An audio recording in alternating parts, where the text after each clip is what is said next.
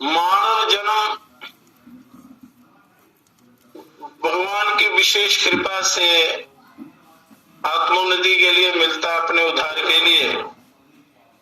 तो उसमें जितना हो सके आत्म उद्धार का, आत्म कल्याण का प्रयत्न करना चाहिए, अपने कल्याण का अभ्यास करना चाहिए, उसके लिए पुरुषार्थ करना चाहिए। ज्ञान के बिना कल्याण नहीं होता। अब यहाँ परमहंस गीता का वर्णन कर रहे हैं। राहुगण और महात्मा भरत जी का संवाद है। राजा राहुगण ने भरत जी से कहा कि हे योगेश्वर, मैं आपको नमस्कार करता हूँ, आपने जगत का उद्धार करने के लिए ही ये देह धारण की है और अपने परमानंदमय स्वरूप का अनुभव करके आप इस स्थूल शरीर से, ये जो हाड़ मांस का बना हुआ शरीर है, इस स्थूल शरीर से उदासीन हो गए हैं तथा एक जड़ ब्राह्मण के भेष से अपने नित्य ज्ञानमय स्वरूप को जन साधारण की दृष्टि से ओझल किए हुए हैं। मैं आपको बारंबार नमस्कार करता हूँ, मुझे दिव्य ज्ञान दीजिए, मुझे कल्याण का रास्ता बताइए। हे ब्राह्मण, जिस प्रकार ज्वर से पीड़ित रोगी के लिए किसी को कोई भयंकर बुखार आ गया हो और उससे उसको पीड़ा हो और उसके लिए मीठी औषधि और धूप से तपे हुए पुरुष के लिए शीतल जल अमृत तुल्य होता है, उसी प्रकार मेरे लिए, जिसकी विवेक बुद्धि को देहाभिमान रूप विशाल सर्प ने डस लिया है, मुझे अभिमान हो गया है और मुझे उस विशाल सर्प ने, अभिमान रूपी सर्प ने डस लिया है। आपके वचन अमृतमय औषधि के समान है, तो इसलिए वो अमृत का पान मुझे कराइए, मेरे संदेह का निवारण कीजिए और मैं आपसे अपने संशयों की निवृत्ति को पीछे कराऊंगा। पहले तो इस समय आपने जो अध्यात्म योगमय उपदेश दिया है उसी को सरल करके समझाइए कि उसे समझने की मुझे बड़ी उत्कंठा है कि अध्यात्म ज्ञान क्या है। वो कहते हैं कि यदा योगेश्वर दृश्यमानम क्रियाफलम सद्व्यवहार मूलम न हिंजसा तत्व विमर्शनाय भावान मोष्मिनम भ्रमते मनो में। ये योगेश्वर, आपने जो ये कहा है कि भार उठाने की क्रिया तथा उससे जो श्रमरूप फल होता है, वह दोनों ही प्रत्यक्ष होने पर भी केवल व्यवहार मूल के ही हैं, वास्तव में सत्य नहीं है। वह तत्व विचार के सामने कुछ भी नहीं ठहरते। सो इस विषय में मेरा मन चक्कर खा रहा है कि आपके इस कथन का मर्म मेरी समझ में नहीं आ रहा है कि मैंने आपको अपशब्द कहे और आपने मुझे बड़ी सरल भाषा में और बड़े प्रेम से उसका उत्तर दिया। ब्राह्मणोवाच अयं जनो नामं चरणं पृथिव्यां यः पार्थिवा कस्य हेतोः तस्यापि चाङ्ग्र्योरधिः गुल्फजङ्गा जानुर्मध्यो शिरोधरांसा। झड़भरत ने कहा कि हे राजन, ये देह पृथ्वी का विकार है और पाषाण आदि से इसका क्या भेद है। जब ये किसी कारण से पृथ्वी पर चलने लगता है तब इसके बारवाही आदि नाम पड़ जाते हैं। इसके दो चरण हैं, उनके ऊपर क्रमशः टखने, पिंडली, घुटने, जांघ, कमर, वक्षस्थल, गर्दन और कंधे आदि अंग हैं। कंधों के ऊपर लकड़ी की पालकी रखी हुई है, तो उसमें भी सोवीराज नाम का एक पार्थिव विकार ही है, जिसमें आत्म बुद्धि रूप अभिमान करने से तू, मैं सिंधु देश का राजा हूं, इस प्रबल मंद से अंधे हो रहे हो। क्या आपके मन में ये भाव आ रहा है कि मैं सिंधु देश का राजा हूं और इस प्रबल मद से अंधे हो रहे हो, किंतु इसी से तुम्हारी कोई श्रेष्ठता सिद्ध नहीं होती। वास्तव में तो तुम बड़े क्रूर और दृष्ट ही हो। तुमने इन बेचारे दीन दुखियों का पहाड़ों को बेगार में पकड़कर पालकी में जोत रखा है और फिर महापुरुषों की सभा में बढ़ बढ़कर बातें बनाते हो कि मैं लोगों की रक्षा करने वाला हूं। ये तुम्हें शोभा नहीं देता। ये जड़ वर्तन है। अब उसको समझाना, ज्ञान देना शुरू किया। जड़ वर्त बोले कि हम देखते हैं कि संपूर्ण चराचर भूत सर्वदा पृथ्वी से ही पैदा होता है और पृथ्वी में ही लीन होते हैं। जितने भी भूत समुदाय हैं ये सब पृथ्वी से पैदा होते हैं और उसी में लीन हो जाते हैं। अतः उनके क्रिया भेद के कारण जो अलग अलग नाम पड़ गए हैं, बताओ तो इनके सिवा व्यवहार का और क्या मूल है। इस प्रकार पृथ्वी शब्द का व्यवहार भी मिथ्या है, असली नहीं है, वास्तविक नहीं है, क्योंकि ये अपने उपादान कारण सूक्ष्म परमाणुओं में लीन हो जाती है और जिनके मिलने से पृथ्वी रूप कार्य की सिद्धि होती है। वे परमाणु अविद्यावश मन से ही कल्पना किए हुए हैं, वास्तव में उनकी भी सत्ता नहीं है। इस प्रकार ये दिव्य रहस्य बता रहे हैं महात्मा भरत जी रघुगण को। इस प्रकार जो और कुछ भी पतला मोटा छोटा बड़ा कार्य, जितने भी कार्य हैं, ये कार्य कारण तथा चेतन और अचेतन आदि गुणों के युक्त द्वैत प्रपंच हैं। चेतन और जड़ के मिलने से ये बने हैं और उसे भी द्रव्य स्वभाव आशय काल और कर्म आदि नामों वाली भगवान की माया ही इसका कार्य समझो। माया का ही, ईश्वर की माया का ही ये कारण है। अब ज्ञानम विशुद्धम परमार्थमेकम अनंतम तद ब्रह्म तद बहिर्ब्रह्म सत्यम प्रत्येक प्रशांतम भगवद शब्द संज्ञम यद वासुदेवं कव्यो वदंती के विशुद्ध परमार्थ रूप अद्वितीय तथा भीतर बाहर के भेद से रहित परिपूर्ण ज्ञान ही सत्य वस्तु है। ज्ञान के सिवा कभी कल्याण नहीं होता।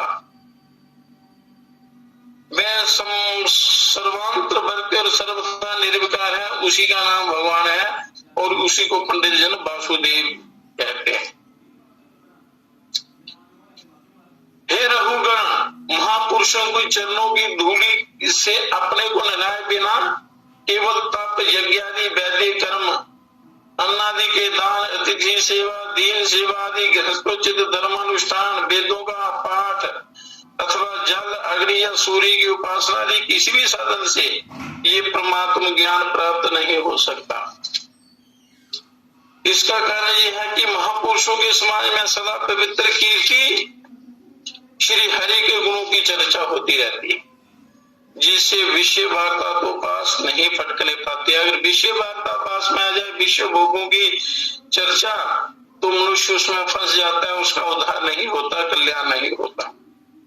और जब भगवत कथा का नित्य प्रति सेवन किया जाता है या संत महापुरुषों का संग किया जाता है, तब वह मोक्षाकांक्षी पुरुष की शुद्ध बुद्धि को भगवान वासुदेव में लगा देती है। भगवान वासुदेव में लग जाने से उसका उद्धार हो जाता है। पूर्व जन्म में भरत नाम का राजा था, ऐहिक और पारलौकिक दोनों प्रकार के विषयों से विरक्त होकर भगवान की आराधना में लगा रहता था। ये राजा भरत अपनी कहानी बता रहे। तो भी एक मृग में आसक्ति हो जाने से मुझे परमात्मा से भ्रष्ट होकर अगले जन्म में मृग बनना पड़ा। तो मोह जन्म मरण बंधन का कारण मोह है।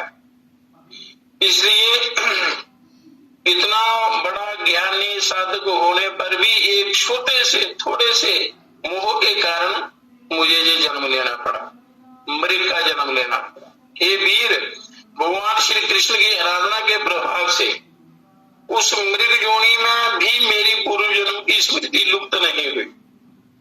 इसलिए अब मैं जन संसर्ग से डरकर सर्वदा असंग भाव से गुप्त रूप से ही विचरता हूँ, इस समाज से संबंध नहीं रखता हूँ।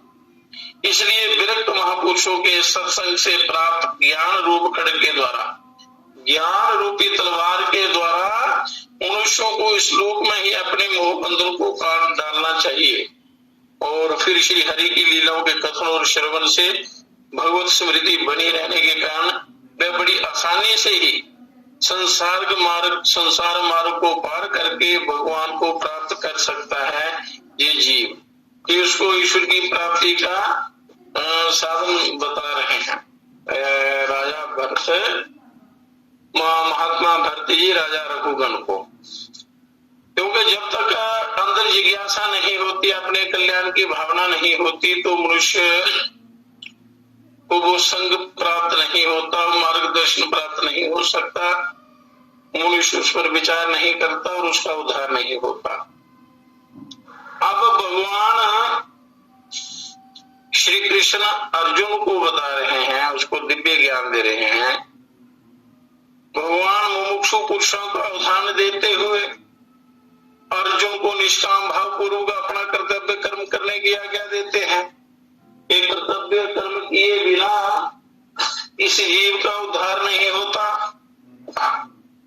भगवान कहते हैं कि हे अर्जुन, पूर्व काल के मुमुक्षुओं ने भी इस प्रकार जानकर कर्म किए हैं, इसलिए तू भी पूर्वजों के द्वारा सदा से किए जाने वाले कर्मों को ही उन्हीं की तरह कर जो पूर्वजों ने किए हैं, जिन कर्मों के द्वारा वो मोक्ष को प्राप्त हुए हैं, कल्याण को प्राप्त हुए हैं, तो उनको कर। अर्जुन मुमुक्षु थे, उनको मोक्ष की इच्छा थी, कल्याण की इच्छा थी, अपना कल्याण चाहते थे अर्जुन।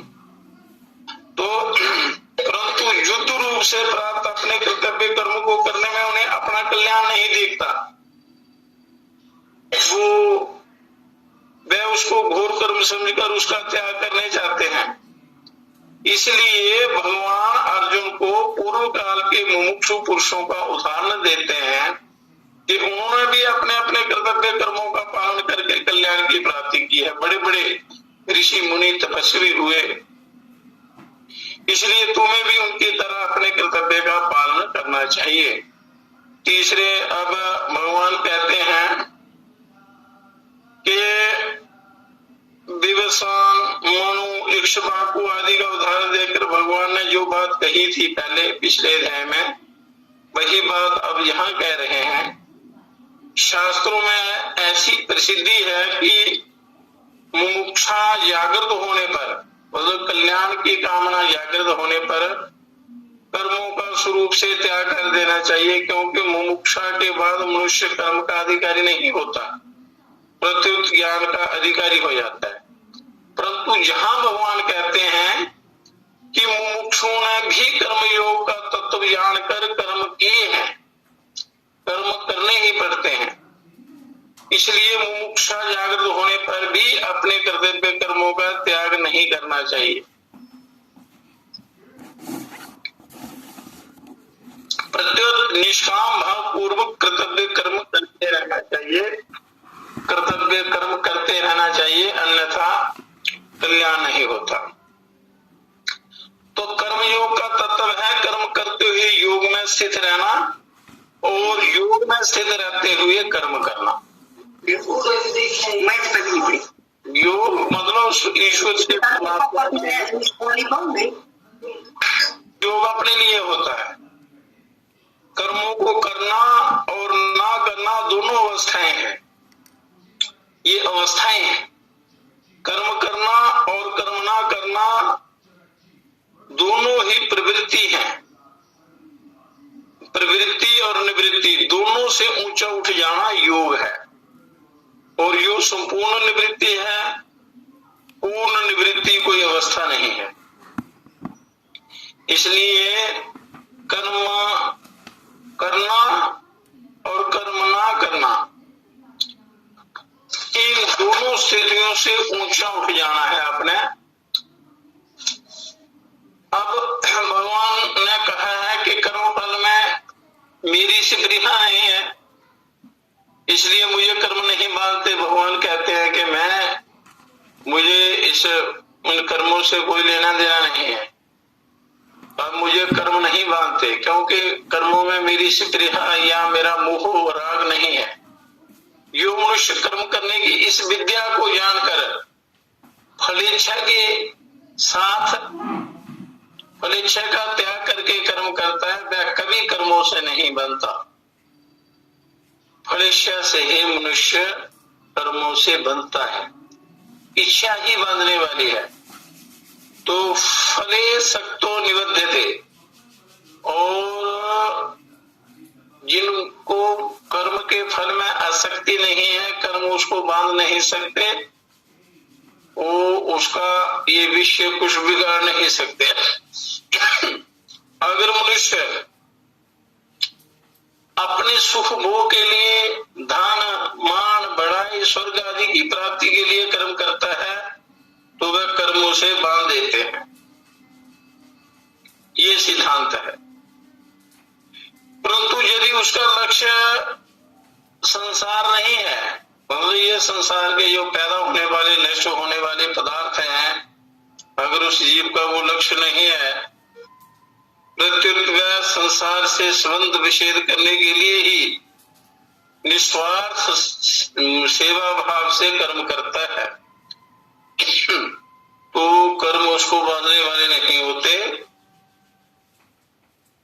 कारण यह है कि दूसरों के लिए कर्म करने से कर्मों का प्रभाव संसार की तरफ हो जाता है, जिससे कर्मों का संबंध मिट जाता है और फल इच्छा न रहने से उसका नया संबंध पैदा नहीं होता। तो भगवान अर्जुन को आज्ञा दे रहे हैं कि तुम मुमुक्षु हो, इसलिए जैसे पहले अन्य ऋषियों ने लोगों के भले के लिए कर्म किए हैं, ऐसे ही तू भी संसार के भले के लिए कर्म कर। शरीर इंद्रियां मन आदि कर्म की सब सामग्री अपने से भिन्न तथा संसार से भिन्न है। ये जितनी भी सामग्रियां हैं ये संसार का अंश है, जो आपका अपना आप है वो परमात्मा का अंश है। तो ये जितने भी पदार्थ हैं ये संसार से मिले हुए हैं और संसार से इनकी एकता है और जीवात्मा की परमात्मा से एकता है।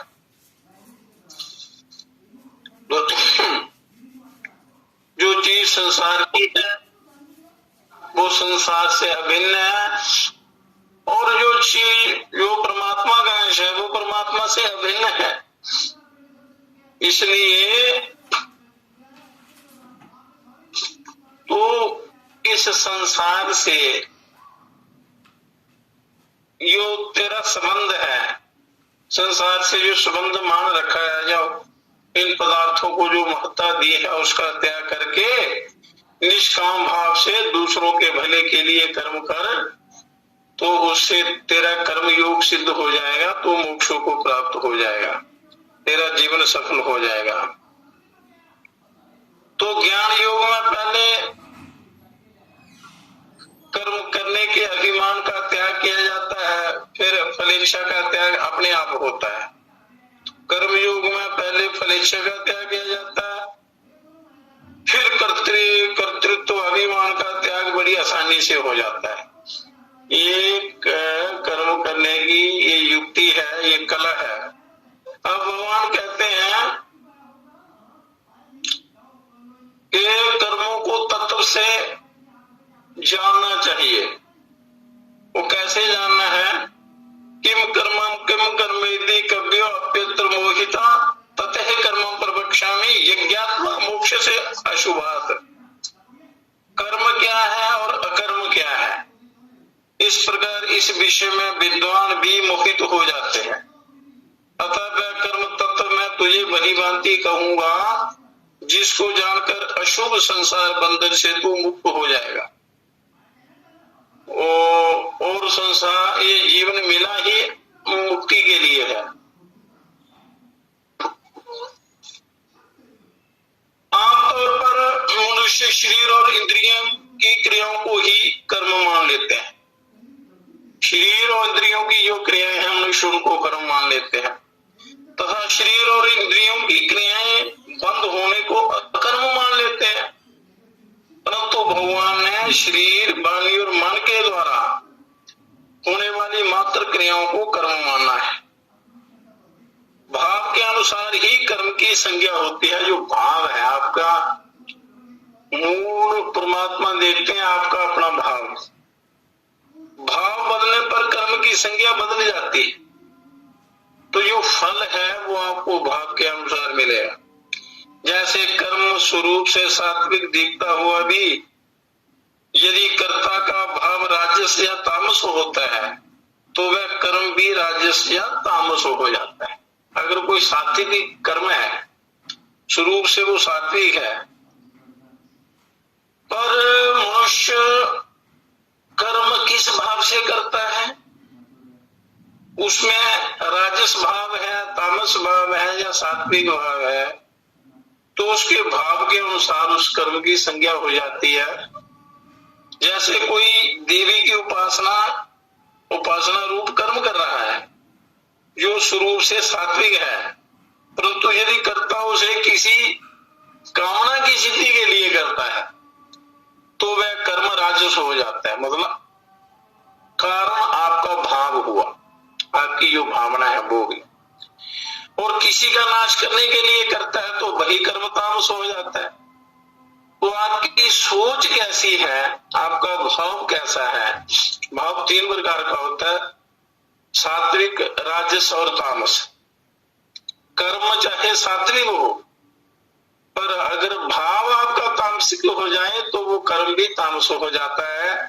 इसी प्रकार यदि कर्ता में फलेच्छा, ममता और आसक्ति नहीं है तो उसके द्वारा किए गए कर्म अकर्म हो जाते हैं, फल देने वाले नहीं होते, उसको बांधने वाले नहीं होते। फल देने का से तात्पर्य है कि वो कर्म उसको बांध नहीं सकते, कर्मों के वो पराधीन नहीं होता।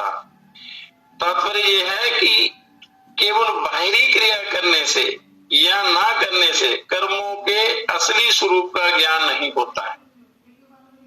इस विषय में शास्त्रों को जानने वाले बड़े बड़े विद्वान भी मोहित हो जाते हैं और कर्म के तत्व का असली निर्णय नहीं कर पाते। जिस क्रिया को वह कर्म मानते हैं वह कर्म भी हो सकता है और अकर्म भी हो सकता है और विकर्म भी हो सकता है। कारण यह है कि कर्ता के भाव के अनुसार कर्म का स्वरूप बदल जाता है। जो जैसी आपकी भावना होगी उसी के अनुसार आपका कर्म जो है उसका फल बदल जाता है। इसलिए भगवान मानो ये कहते हैं कि वास्तविक कर्म क्या है, वह क्यों बांधता है, कैसे बांधता है, इससे किस तरह मुक्त हो सकते हैं, इन सब का मैं विवेचन करूंगा, जिसको जानकर उस रीति से कर्म करने पर वह बांधने वाले ना हो सकेंगे। ये अर्जुन को समझा रहे हैं। यदि मनुष्य में ममता, आसक्ति और फल इच्छा है तो कर्म ना करते हुए भी वास्तव में कर्म ही हो रहा है और कर्मों से वो लिप्त है। परंतु यदि ममता, आसक्ति और फल इच्छा नहीं है तो कर्म करते हुए भी कर्म नहीं हो रहा है, क्योंकि वो अपना कर्तव्य समझकर और अनासक्त होकर के बिना इच्छा के वो बिना फल की इच्छा के कर्म कर रहा है सेवा भाव से, तो इसलिए वो अकर्म कहा जाएगा। कर्मों से वो निर्लिप्त रहेगा। तात्पर्य यह है कि यदि कर्ता निर्लिप्त है तो कर्म करना या ना करना दोनों ही अकर्म है, और यदि कर्ता लिप्त है तो कर्म करना या ना करना दोनों ही कर्म है और बांधने वाले हैं। इस रहस्य को आपने समझना है, अच्छी प्रकार जानना है। किम कर्मेति, भगवान ने कर्म के 2 भेद बताए हैं, कर्म और अकर्म। कर्म से जीव बंधता है और अकर्म से मुक्त हो जाता है। अकर्म क्या होता है? दूसरों के लिए कर्म करना। दूसरों के लिए कर्म करने से मतलब निष्काम भाव से सेवा करने से मनुष्य मुक्त हो जाता है। तो ये गृहस्थियों के लिए बड़ा सिद्ध योग है, कर्म योग जो है। कर्मों का त्याग करना अकर्म नहीं है, मतलब कर्मों का स्वरूप से त्याग कर देंगे तो वो अकर्म नहीं कहलाता है। अकर्म कहलाता है कि जो कर्तव्य कर्म आप करते हैं उसमें किसी प्रकार की ममता, कामना इच्छा नहीं रखना। भगवान ने मोह पूर्वक किए गए कर्मों के त्याग को तामस बताया है। शरीर के कष्ट के भय से किए गए कर्मों के त्याग को राजस बताया है। तामस और राजस त्याग में कर्मों का स्वरूप से त्याग होने पर भी कर्मों से संबंध विच्छेद नहीं होता। कर्मों में फलेच्छा और आसक्ति का त्याग सात्विक है और सात्विक त्याग में स्वरूप से कर्म करना भी वास्तव में अकर्म होता है, क्योंकि सात्विक त्याग में कर्मों से संबंध विच्छेद हो जाता है। अतः कर्म करते हुए भी उससे निर्लिप्त रहना वास्तव में अकर्म है। कर्म करते हुए कर्मों में लिप्त ना होना वो अकर्म है, उसका पालन करना चाहिए। तो शास्त्र के तत्व को जानने वाले भी अकर्म क्या है और इस विषय में अकर्म करने अथवा ना करने दोनों ही अवस्थाओं में जिससे जीव बंधे नहीं, उस तत्व को समझने ही कर्म क्या है और अकर्म क्या है ये बात समझ में आएगी। इसलिए अर्जुन युद्ध रूप कर्म में कर्म ना करने को कल्याणकारक समझते हैं। इसलिए भगवान मानव कहते हैं कि युद्ध रूप कर्म का त्याग करने मात्र से तेरी बंधन से मुक्ति नहीं होगी।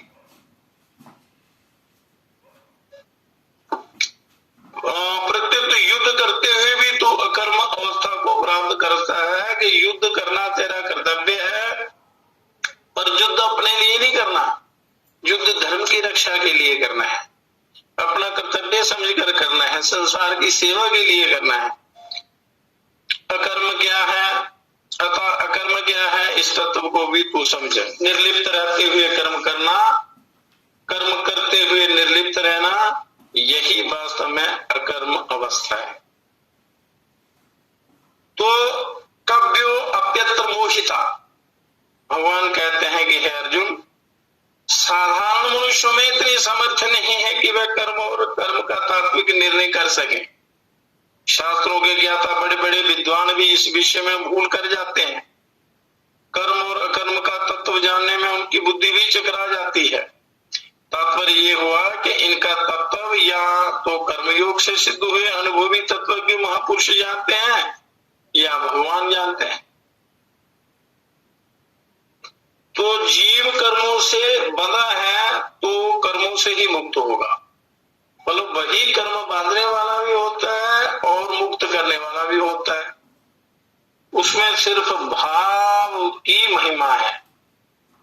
यहाँ भगवान प्रतिज्ञा करते हैं कि मैं वह कर्म तत्व भली भांति कहूंगा जिससे कर्म करते हुए भी ये बंधन कारक ना हो, उस विधि को कहूंगा। कहने का तात्पर्य यह है कि कर्म करने की मैं विद्या बताऊंगा जिससे तू कर्म करते हुए भी जन्म मरण रूप बंधन से मुक्त हो जाएगा। अब कर्म करने के दो मार्ग हैं, प्रवृत्ति मार्ग और निवृत्ति मार्ग। प्रवृत्ति मार्ग को कर्म करना कहते हैं और निवृत्ति मार्ग को कर्म ना करना कहते हैं। ये दोनों ही मार्ग बांधने वाले नहीं हैं। बांधने वाली तो कामना ममता आसक्ति है, चाहे ये प्रवृत्ति मार्ग में हो चाहे निवृत्ति मार्ग में हो। यदि कामना ममता आसक्ति आदि ना हो तो मनुष्य प्रवृत्ति मार्ग और निवृत्ति मार्ग दोनों में स्वतः मुक्त है। इस बात को समझना ही कर्म तत्व को समझना है। इस प्रकार हे अर्जुन, तू भली भांति इस कर्म के रहस्य को जान समझ। अब कर्मों में योग ही कुशलता है। योग कर्मसु कौशलम, कर्मों में योग ही कुशलता है, ऐसा कहकर कर्म तत्व बताया गया है। तात्पर्य यह है कि कर्म बंधन से छूटने का असली उपाय योग हो सकता है, योग होता है, समता ही है। हो सकता नहीं है ही वही योग है। उपाय योग अर्थात समता ही है। परंतु अर्जुन इस तत्व को पकड़ नहीं सके, इसलिए भगवान इस तत्व को पुनः समझाने की प्रतिज्ञा कर रहे हैं कि तू अगर इस मेरी बात को अच्छी प्रकार नहीं समझ रहा है तो मैं दोबारा इस बात को बताता हूं, क्योंकि जब तक शरीर के अंदर मोह रहता है, कामना रहती है या अज्ञान रहता है या मन कहीं और रहता है, तो वो ज्ञान को समझ नहीं सकता, उसके दिमाग में ये दिव्य ज्ञान बैठता नहीं है। तो कर्मयोग कर्म नहीं है, ये सेवा है। सेवा त्याग की मुख्यता होती है। सेवा और त्याग ये दोनों ही कर्म नहीं है, इन दोनों में विवेक की प्रधानता होती है।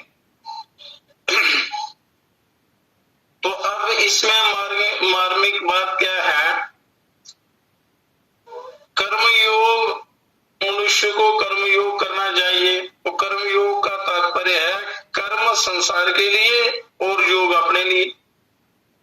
योग कहते हैं उस परमात्मा के साथ नित्य संबंध को जो सदा से है, वो उसको समझना है, उसको जानना है। तो योग अपने लिए होता है और कर्म दूसरों के लिए होता है, संसार के लिए होता है। तो कर्म के दो अर्थ होते हैं, करना और ना करना।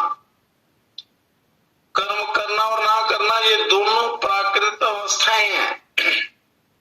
इन दोनों ही अवस्थाओं में अहंता रहती है, अहंकार रहता है। कर्म करने में कार्य रूप से अहंता रहती है और कर्म ना करने में कारण रूप से। जब तक आपके अंदर अहंता है तब तक संसार से संबंध है, और जब तक संसार से संबंध है तब तक अहंता है। परंतु योग दोनों अवस्थाओं से अतीत है, योग इन सबसे परे है। उस योग का अनुभव करने के लिए अहंता से रहित तो होना बड़ा जरूरी होता है। जो आपके अंदर अहंता, ममता, कामना, आसक्ति है, उससे दूर होना बड़ा जरूरी है योग के लिए।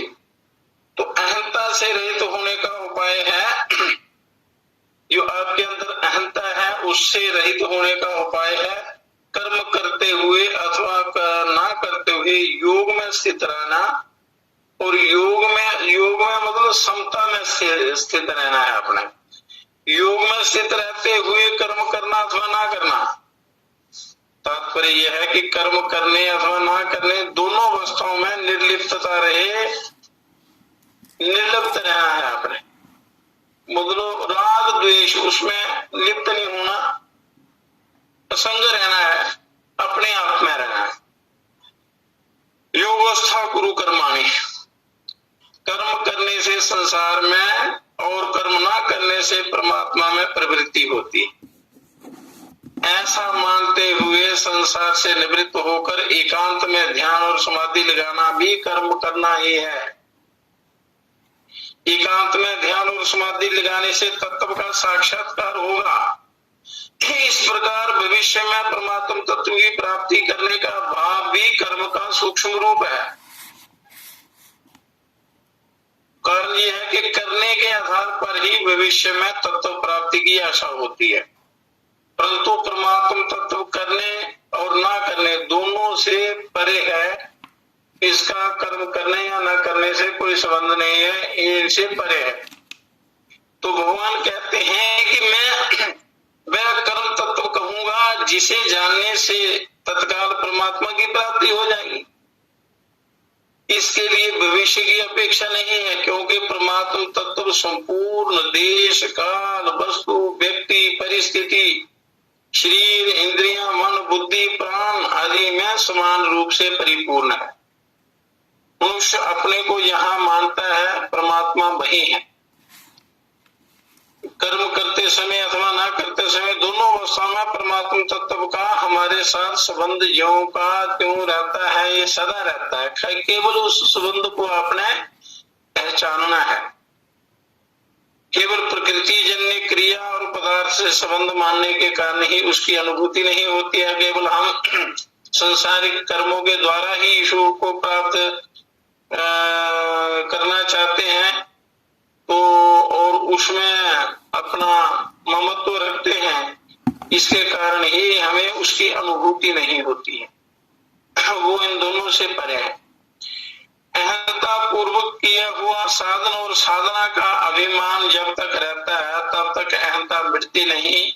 दृढ़ होती जाती है, चाहे वो स्थूल रूप से हो या सूक्ष्म रूप से रहे अथवा सूक्ष्म रूप से रहे, कर्म ना करने के साथ रहे। जब तक अहंता नहीं मिटती तब तक उसका अनुभव नहीं होता। मैं करता हूँ, इसमें जैसी अहंता है ऐसी अहंता मैं नहीं करता हूँ, इसमें भी अहंकार तो दोनों में हो जाता है। तो अपने लिए कुछ ना करने से अर्थात कर्म मात्र संसार के लिए करने से अहंता संसार में विलीन हो जाती है और अपना ये अंतःकरण पवित्र हो जाता है और इसमें उसका ईश्वर अपने आप का अनुभव हो जाता है। तो भगवान कर्मों के तत्व को जानने की प्रेरणा करते हैं। भगवान कहते हैं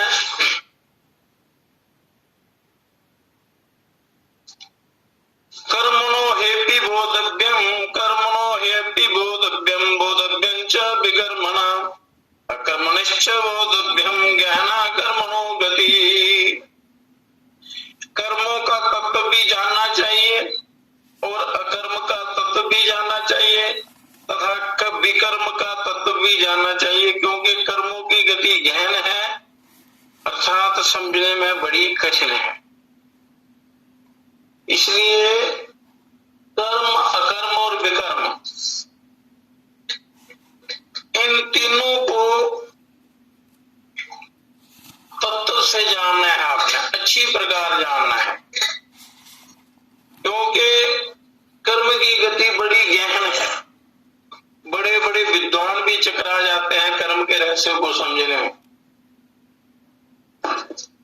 परंतु भगवान ने गीता में ये बड़े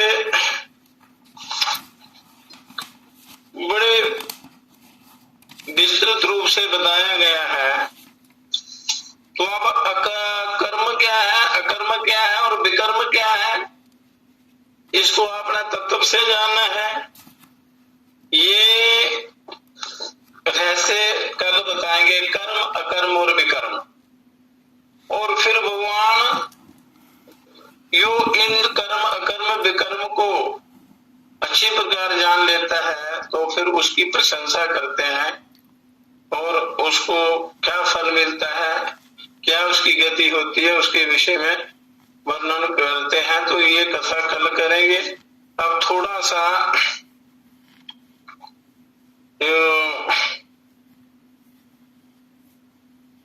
अवधूत गीता का थोड़ा जो ज्ञान है, अष्टावक्र गीता, उसका वर्णन करेंगे। देखो मुक्ति सिद्ध क्रिया असंको निशिप्रह शांतो ब्रह्मात संसार वाणिवा। आत्मा तो अष्टावक्र ये राजा जनक को ज्ञान दे रहे हैं, दिव्य ज्ञान। कहते हैं आत्मा तो साक्षी विभु पूर्ण अदित्य मुक्त चेतन निष्क्रिय असंग निष्प्रह और शांत है। वह भ्रम से ही संसारी मालूम पड़ता है। कूटस्थम बोधम उदयतात्मानं परिभाव्य आवासो हम ब्रह्म मुक्त भावम बाह्यम मतांतरम। भगवान श्री कृष्ण कर्म के द्वारा उस आत्म तत्व को प्राप्त करने का भी वर्णन कर रहे थे। उसमें गीता में अर्जुन को समझा रहे हैं।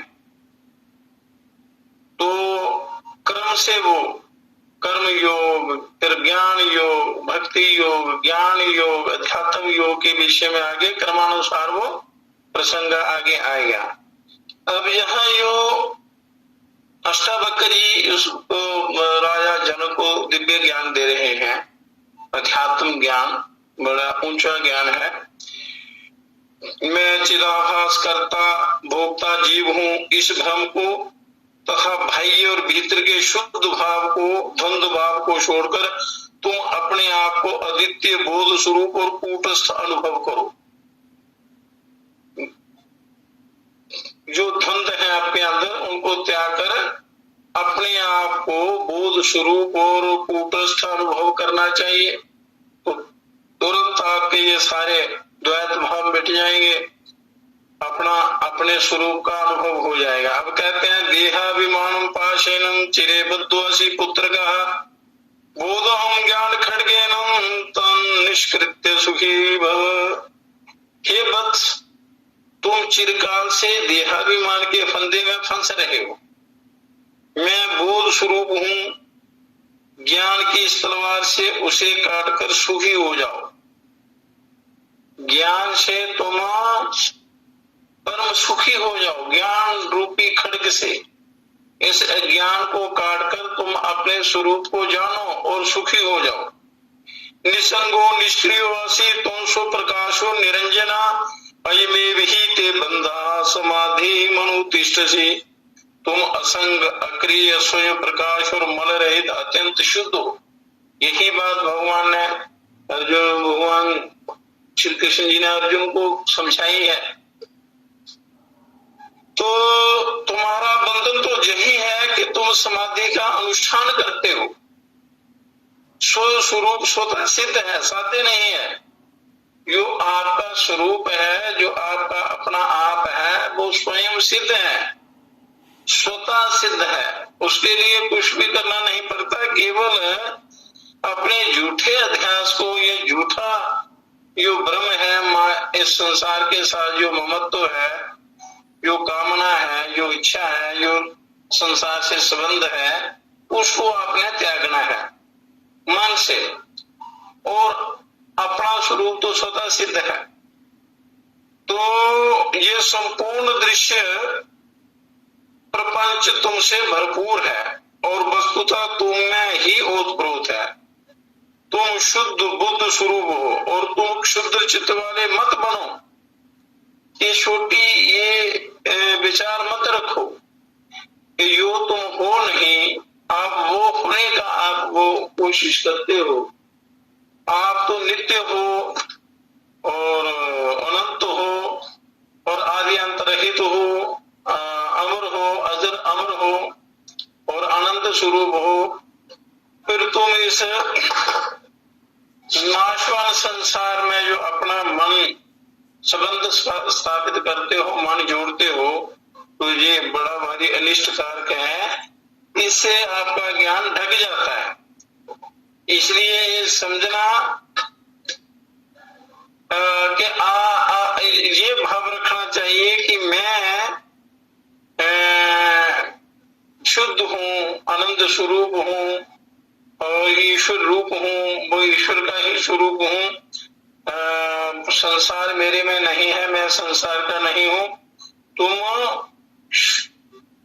शुद्ध चित्त वाले मत बनो कि मतलब जो संसार के साथ आपका ममत्व है उसका त्याग करो। अब कहते हैं निरपेक्षो निर्विकारो निर्भरा शीतलाशया आगाध बुद्धि अक्षर क्षुब्धो भवचन मात्र वासना।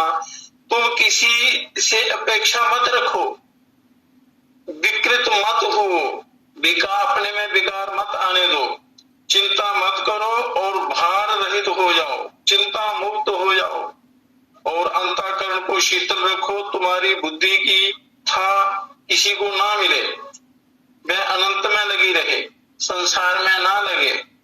किसी कारण से क्षुब्ध मत हो, तुम एकमात्र अपने चित्त स्वरूप में ही निष्ठा रखो, अपने चित्त में निष्ठा रखो। तो जो भाव आप अपने मन में रखेंगे, जिस चीज का आप अभ्यास करेंगे, वो चीज सिद्ध हो जाती है। वो आपको अपने स्वरूप का ज्ञान हो जाएगा। अब कहते हैं साकारम निरतम विद्धि निराकारम तो निश्चलम एक तत्वोपदेशेन ना पुनर्भव संभव। ये समस्त साकार वस्तु को मिथ्या समझो। जो दिखाई देने वाली वस्तुएं हैं वो सारी मिथ्या हैं और जो निराकार है वे अचल हैं। इस तत्व का उपदेश प्राप्त कर लेने पर पुनर्जन्म की संभावना नहीं रहती। पूर्व जन्म की जो संभावना है वो मिट जाती है। और जैसे दर्पण में दिखने वाले रूप में बाहर और भीतर एकमात्र दर्पण ही होता है, ठीक वैसे ही इस शरीर के संबंध में भी है। दर्पण में दिखने वाले रूप में बाहर और भीतर एकमात्र दर्पण ही होता है, वो दूसरा रूप नहीं होता है, वो तो दिखाई देता है, खाली आभास होता है, होता नहीं है। ठीक वैसे ही इस शरीर के संबंध में भी है, इसके बाहर भीतर भी एकमात्र परमात्मा परमेश्वर ही है। जैसे कोई अपने स्वरूप को शीशे में देखता है, शीशे और अपने बीच में उस परछाई में जो प्रतिबिंब होता है उसके और जिसका प्रतिबिंब है, जैसे आप अपना स्वरूप शीशे में देखते हैं तो उसके बीच में क्या है? शीशा है, दर्पण है। ठीक उसी प्रकार बाहर भीतर भी एकमात्र परमेश्वर ही है और दूसरी वस्तु नहीं है। जैसे एक सर्वगत आकाश ही घड़े के भीतर और बाहर स्थित है, जैसे घड़ा किसी वस्तु का आकार बना दिया जाता है तो उसमें जो खाली स्थान रहता है, अवकाश रहता है, वो भी घटाकाश का रहता है। घटाकाश और जो बाहर वाला आकाश है वो सब एक ही है। वैसे ही देश काल और वस्तु के परिच्छेद से रहित सजातीय विजातीय स्वगत भेद शून्य नित्य निरंतर ब्रह्म ही समस्त दृश्य पदार्थों के बाहर और भीतर स्थित है। जैसे घड़े में जो आकाश है वो भी आकाश है, बाहर भी आकाश है, और घड़ा जब टूट जाता है तो वो आकाश महाकाश का रूप हो जाता है, और जब कोई आकार बनाया जाता है तो उसमें जो खाली जगह रहती है वो भी आकाश होता है। पर आकाश जो का त्यों रहता है, घड़ा टूट भी जाए या कोई पात्र या कोई जैसे घर है, घर के भीतर जो प्रकाश है, आकाश है, तो उस महाकाश का ही अंश है। जब घर टूट जाता है तो आकाश एक हो जाता है। तो इस प्रकार राजा अष्टावक्र राजा जनक को पुनः समझाते हैं दृश्यमान प्रपंच और आत्मसत्ता का अनुभव कराते हैं। अहो निरंजना शांतो बोधहम प्रकृते पराः एतादंतम अहं कालम मोहनेव विडंबिता। तो भगवान कहते हैं आश्चर्य है कि मैं तो शुद्ध शांत ज्ञान स्वरूप और प्रकृति से परे हूं, किंतु इतने समय तक अज्ञान ने ही मुझे भ्रमित कर रखा था। जैसे मैं अकेला ही इस शरीर को प्रकाशित करता हूं, वैसे ही संपूर्ण जगत को भी प्रकाशित करता हूं, और एकमात्र मैं प्रकाशक हूं, इसलिए संपूर्ण जगत मेरा है अथवा कुछ भी मेरा नहीं है। और बड़े आश्चर्य की बात है कि मैं शरीर और संपूर्ण दृश्य जगत का परित्याग करके किसी अनिर्वचनीय कौशल से वर्तमान क्षण में ही परमात्मा का दर्शन कर रहा हूं।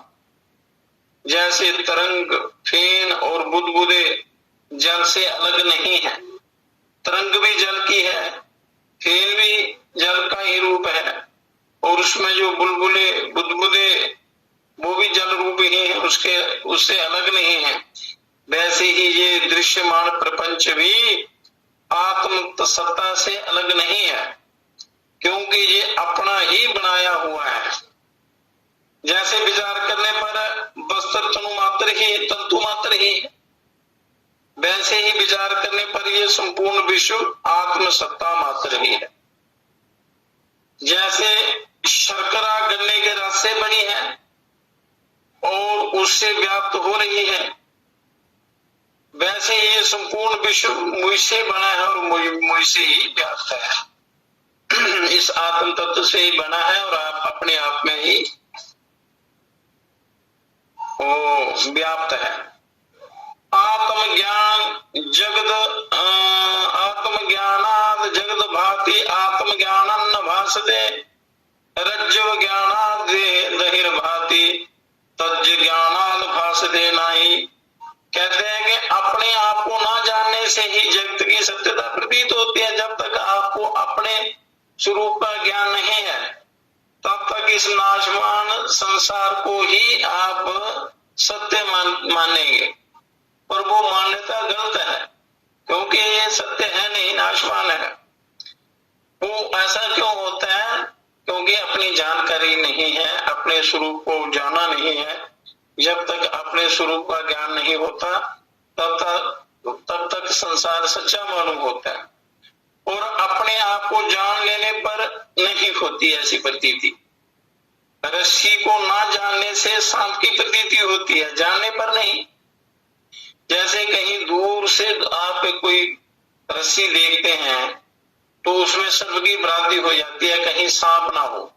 जब तक पक्का यकीन हो जाता है कि ये रस्सी है, सांप नहीं है, तो फिर उसमें सर्प की प्रतीति नहीं होती। वो प्रतीति जानने से झूठी प्रतीति जो होती है वो मिट जाती है। रस्सी में सर्प की भ्रांति है, सारे संसार, यह सारा संसार है। कहते हैं प्रकाश मेरा निज स्वरूप है, मैं उससे अलग नहीं हूं। जब ये विश्व प्रकाशित होता है तब ऐसा मेरे प्रकाश से ही होता है। और वो कहते हैं कि आश्चर्य है कि जैसे सीप में चांदी, रस्सी में सांप और सूर्य की किरणों में जल की प्रतीति होती है, वैसे ही ये अज्ञान से कल्पित विश्व मुझ में भास रहा है। कैसे कि जैसे रेगिस्तान में कहीं जाते हैं तो सूर्य की किरणों से दूर रेत चमकता हुआ दिखाई देता है, पर उसमें जल का भ्रम हो जाता है, वो जल दिखाई देता है, जल का भ्रम हो जाता है। जब वहां जाते हैं तो जल होता नहीं, वो अज्ञान की वजह से। ऐसे ही अज्ञान से ही ये संसार सच्चा मालूम होता है और इसमें मनुष्य फंस जाता है। जैसे मिट्टी में घड़ा, जल में तरंग और स्वर्ण में कंकण समा जाता है, वैसे ही मुझ से प्रकाश ये विश्व मुझ में ही समा जाएगा। ये भगवान जैसे कृष्ण जी अर्जुन को दिव्य ज्ञान देते हैं, उसी प्रकार ये आत्मा के स्वरूप का वर्णन कर रहे हैं, आत्म सत्ता का वर्णन कर रहे हैं। मैं का अर्थ है आत्म सत्ता, जो आपका स्वरूप है। अहो अहम नमो मह्यम विनाशो यस्य नास्ति में ब्रह्मादि स्तंभ पर्यंतम जगन्नाशोपि तिष्ठता। मैं आश्चर्य स्वरूप हूँ, मुझे नमस्कार है, क्योंकि कभी मेरा विनाश नहीं है।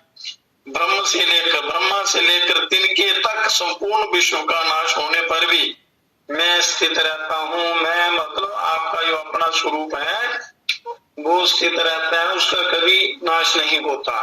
ये आत्म सत्ता का वर्णन है। और अब कहते हैं कि मैं आश्चर्य स्वरूप हूँ, मुझे नमस्कार है, क्योंकि मैं देहधारी होने पर भी अद्वितीय हूँ। मैं ना कहीं जाता हूँ ना आता हूँ, मैं तो संपूर्ण विश्व में व्याप्त होकर स्थित रहता हूँ। अहो अहम नमो ब्रह्मय्यम दक्षो नास्ति मत्समा असंतरिक्ष शरीरेण येन विश्वम चिरम धृतम। कि मैं आश्चर्य स्वरूप हूँ, मुझे नमस्कार है, मेरे समान चतुर और कोई नहीं है, क्योंकि मैं तो शरीर का स्पर्श भी नहीं करता, फिर भी चिरकाल से विश्व को धारण किए रहता हूँ। मैं आश्चर्य स्वरूप हूँ, मुझे नमस्कार है, क्योंकि मेरा कुछ नहीं है। जो कुछ वाणी और मन का विषय है वह सब मेरा ही है, मतलब उस आत्म तत्व का ही है, जिसकी सत्ता से यह सारा चल रहा है। ज्ञान ज्ञेयं तथा ज्ञाता त्रितयं नास्ति वास्तवम अज्ञानाद भाति यदित्रं सोहमस्मि निरंजनम। ज्ञान ज्ञेय और ज्ञाता वास्तव में तीनों नहीं है। जिस अधिष्ठान में अज्ञान से ये तीनों प्रतीत होते हैं वह माया मल से रहित शुद्ध ब्रह्म मैं ही हूँ। ये आत्मबोध की कथा वो कह रहे हैं। आश्चर्य है कि समस्त दुख का कारण एकमात्र द्वैत ही है। दुख का कारण क्या है? द्वैत। उसकी कोई दूसरी दवा नहीं है, बस ऐसा ज्ञान ही उसकी दवा है। उस द्वैत रूपी रोग की दवा ये ज्ञान है कि संपूर्ण दृश्य मिथ्या है और मैं शुद्ध और चिदानंद स्वरूप हूँ, अद्वितीय हूँ, शुद्ध हूँ, चिदानंद स्वरूप हूँ। जब मनुष्य को अपने आत्मा का बोध होता है तो ऐसा अनुभव होता है, मैं वस्तुतः बोध स्वरूप हूँ, अपने स्वरूप के अज्ञान से मैंने उपाधि की कल्पना कर ली है। नित्य ऐसा विचार करते रहने पर ये सिद्ध हो जाता है कि मेरी स्थिति निर्विकल्प में ही है। कितने आश्चर्य की बात है कि मुझ में संपूर्ण विश्व की प्रतीति होने पर भी वह वस्तुतः मुझ में नहीं है, क्योंकि उसका एक प्रतिबिंब रूप है। ये सारा संसार है उसी का, उसी के द्वारा वो प्रतिबिंब भी उसी ब्रह्म का ही होता है, परंतु वास्तव में वो उसकी सत्ता नहीं है। सत्ता तो अपने स्वरूप की है। ना तो कभी मुझे बंधन हुआ, ना तो मोक्ष। आश्रयहीन होने के कारण भ्रांति स्वयं शांत हो गई। और ये निश्चय है कि इस शरीर के साथ ये संपूर्ण विश्व कुछ भी नहीं है और आत्मा शुद्ध चिन्ह मात्र है। फिर अब ये कल्पना किसमें संभव है? अर्थात किसी में नहीं। तो जब तक आप अपने स्वरूप को नहीं जानेंगे तब तक कल्याण नहीं होता, वो आनंद, वो सुख, वो शांति नहीं मिलती। और ये शरीर, स्वर्ग, नरक, बंध, मोक्ष, भय, ये सब केवल कल्पना मात्र है। फिर मुझे चिदात्मा के लिए क्या कुछ कर्तव्य शेष रह जाता है? कुछ भी नहीं। तो अब ये जब आत्मबोध होता है तो यही अनुभव होता है। और ये जीव कहता है कि भीड़ भाड़ में भी मुझे द्वैत नहीं दिखता, सब शून्य जंगल के समान हो गया, अब मैं प्रीति किससे करूं? जब उस आत्म तत्व का बोध हो जाता है तो भीड़ भाड़ में भी उसे उसका कोई भेदभाव नहीं रहता, कोई किसी से राग द्वेष नहीं रहता, कोई किसी से कोई बंधन नहीं रहता, उस पर कोई असर नहीं होता। ना मैं देह हूं, ना तो ये देह मेरा है, मैं जीव भी नहीं हूं, मैं तो शुद्ध चेतन हूं। मेरा बंध तो केवल इतना ही था कि मैं जीवित रहना चाहता, ये मेरा बंधन था। वास्तव में मैं चिदानंद स्वरूप हूं। और मुझ अनंत महासमुद्र में जब चित्त रूपी वायु चलने लगती है तब झटपट बहुत से दृश्य पदार्थों की तरंगे उठने लगती है। और मुझ अनंत समुद्र में जब चित्त रूपी वायु शांत हो जाती है तब जीव रूपी व्यापारी के दुर्भाग्य से ये संसार रूपी जहाज कर नष्ट हो जाता है। और बड़े आश्चर्य की बात है कि मुझ अनंत महासमुद्र में बहुत सी जीव रूपी तरंगे स्वभाव से ही उठती हैं, वह आपस में टकराती हैं, लहराती हैं और विलीन हो जाती हैं। ये अपने आत्मा का अनुभव होने पर ये ऐसा अनुभव होता है। अब मनुष्य की अज्ञानता, मनुष्य की अज्ञानता क्या है? मनुष्य में किस कारण ये बनता है? ये क्यों इसका उद्धार नहीं होता? क्यों ये फंसा रहता है? इसके 2-4 श्लोक हैं। कहते हैं कि अविनाशी नामात्मा एकम विज्ञाय तत्वता तत्वात्मज्ञ से धीरे से कथमर्थावर्जने तरती, कि तुमने अद्वितीय अविनाशी आत्मा को अवैध रूप से जान लिया है, तुम आत्मज्ञ हो, धीर हो, फिर धन कमाने में तुम्हारी प्रीति क्यों है? जैसे सीप को ना जानने से उसे चांदी समझकर चांदी का लोभ होता है, वैसे ही अपने स्वरूप को ना जानने से ही विश्व में उन्हें सच समझने के कारण प्रीति होती है। उनके अपने स्वरूप को ना जानने से ही विश्व में प्रीति होती है।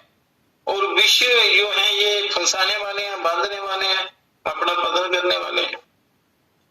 जिस अधिष्ठान चैतन्य में ये संपूर्ण विश्व सागर में तरंगों के समान स्फुरित हो रहा है, वह मैं ही हूं, ऐसा जानकर भी तुम दीनहीन के समान क्यों दौड़ धूप कर रहे हो? ये मनुष्य के अज्ञान के विषय में बोल रहे हैं कि तुम चिदानंद स्वरूप हो,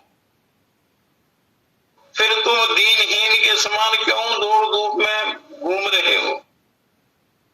मैं अत्यंत सुंदर शुद्ध चैतन्य हूं, ऐसा गुरु और शास्त्र श्रवण करके भी जो काम भोग में अत्यंत आसक्त है उसे मलिनता की प्राप्ति होती है।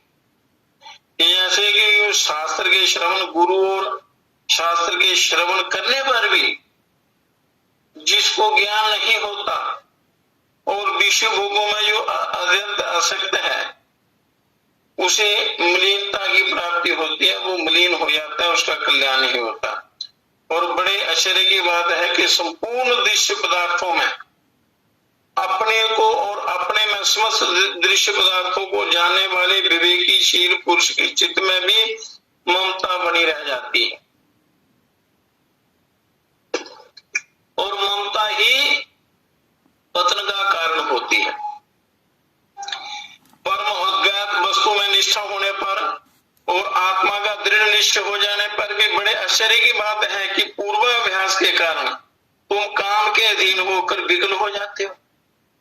जन्म जन्मांतर का जो अभ्यास है, सत्संग मिला नहीं और उसी संसार के विश्व भोगों में आसक्त रहे, उन्हीं से ज्यादा संबंध रहा, तो उसी में ही तुम्हारी प्रीति हो जाती है।